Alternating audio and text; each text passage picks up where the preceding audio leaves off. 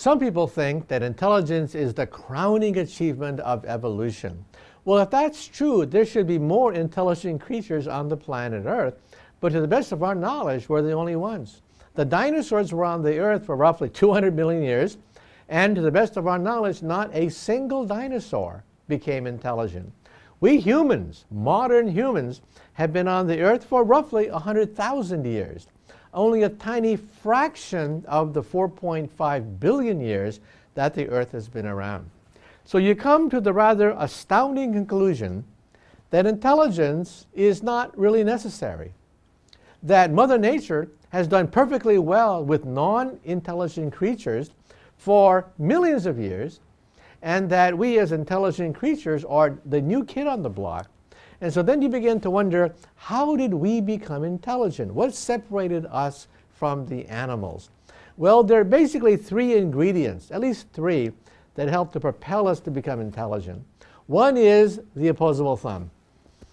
You need a tentacle, a claw, an opposable thumb in order to manipulate the environment. So that's one of the ingredients of intelligence, to be able to change the world around you. Second is eyesight, but the eyesight of a predator.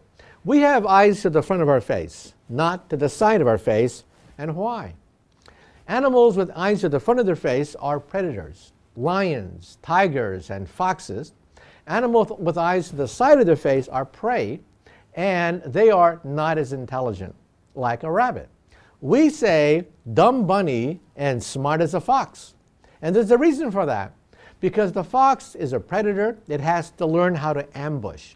It has to learn how to have stealth, camouflage. It has to psych out the enemy and anticipate the motion of the enemy, that is, its prey. If you're a dumb bunny, all you have to do is run. And the third basic ingredient is language, because you have to be able to communicate your knowledge to the next generation. And to the best of our knowledge, animals do not communicate knowledge to their offspring other than by simply communicating certain primitive motions.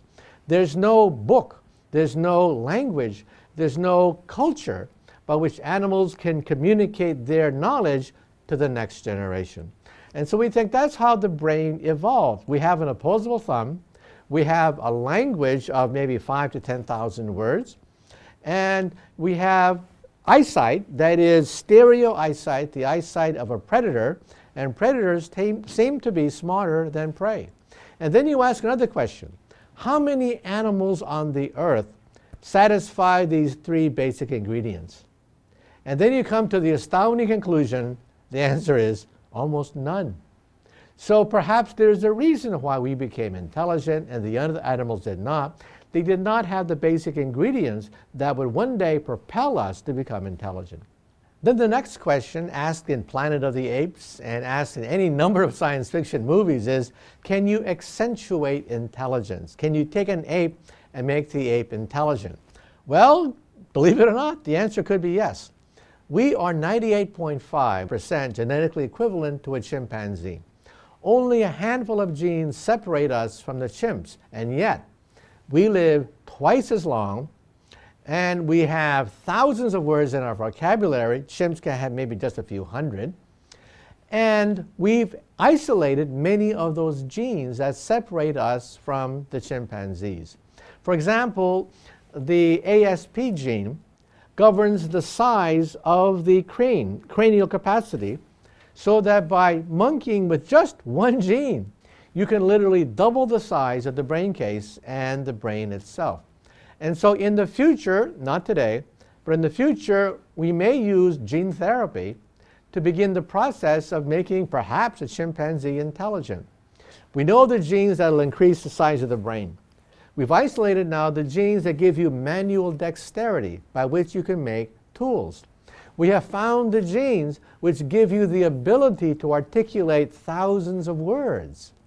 And so it may be possible to tinker with the genome of a chimpanzee so that they have a larger brain case, they have better manual dexterity, and they have the ability to articulate a larger vocabulary. But then what do you get? You get a primate that looks very similar to a human. And so my personal attitude is, why bother? We already have humans, just look outside the door. So why bother to manipulate a chimpanzee? Because as you make a chimpanzee more and more intelligent, it becomes more and more human-like, with a vocabulary, with vocal cords, with manual dexterity, with a larger brain case, and a spine to support a larger brain case. That's called a human.